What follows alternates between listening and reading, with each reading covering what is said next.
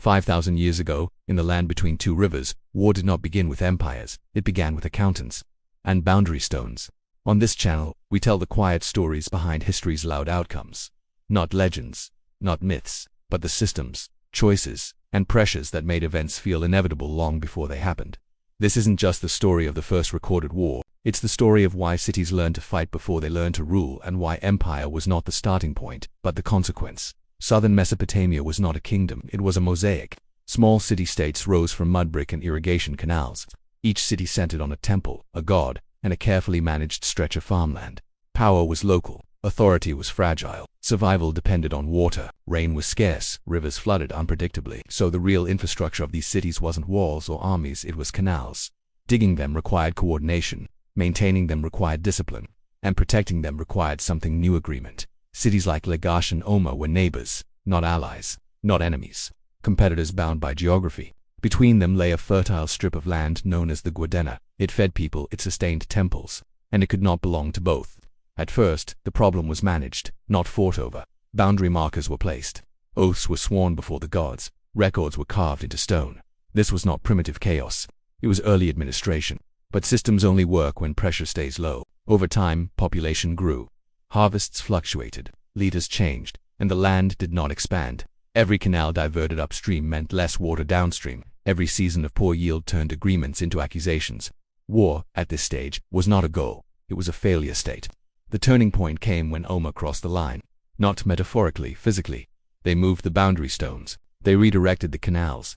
They harvested land that was not theirs to modernize. This looks minor, but in a system built on divine contracts and precise measurements, it was catastrophic. Lagash could not ignore it, not because of pride, but because ignoring it would collapse the system that kept the city alive. This was the moment when conflict shifted from negotiation to force, not impulsively, deliberately. Lagash's ruler in Atum did not rush to battle. He documented the violation. He invoked the gods. He framed the conflict not as conquest, but as restoration. This mattered because the goal was not to destroy Umma, it was to enforce order. The war that followed was restrained but brutal. There were no vast campaigns, no sweeping invasions. Instead, organized infantry met on contested ground. Soldiers moved in formation. Shields overlapped. Discipline mattered more than strength. This was not heroic combat. It was coordinated violence. The famous stele of the vultures does not glorify chaos. It shows ranks, it shows command. It shows bodies treated as units, not individuals.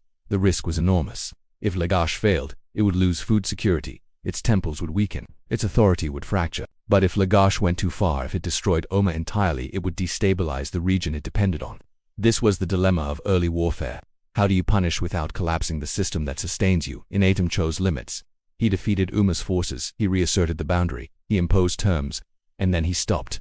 No annexation, no occupation. Instead, he restored the markers, renewed the oaths, and demanded tribute.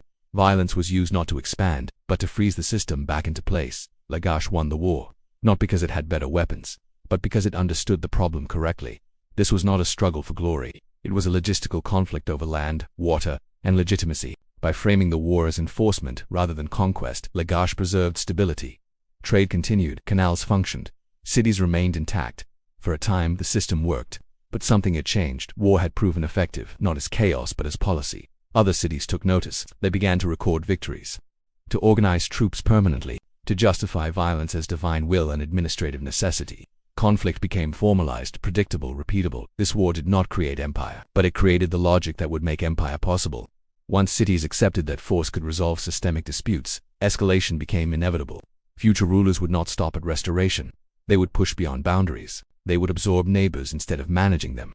The tools developed here: standing armies, recorded justifications, territorial thinking, all scaled upward.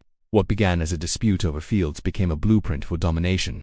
The First Sumerian War matters not because it was large, but because it was controlled. It showed that war could be planned, limited, instrumental, and once war becomes a tool, someone will eventually use it without restraint. Empires are born not from ambition alone, but from systems that make expansion feel reasonable. This was the first time humanity stepped onto that path, quietly, methodically, almost reluctantly. The earliest wars were not fought by conquerors. They were fought by administrators trying to keep fragile systems alive. And in doing so, they taught the world how to break them. If you want to explore the next moment when control turned into collapse, or how another ancient city solved the same problem differently, tell me in the comments. If this story held your attention, consider liking the video and subscribing. More histories like this are coming.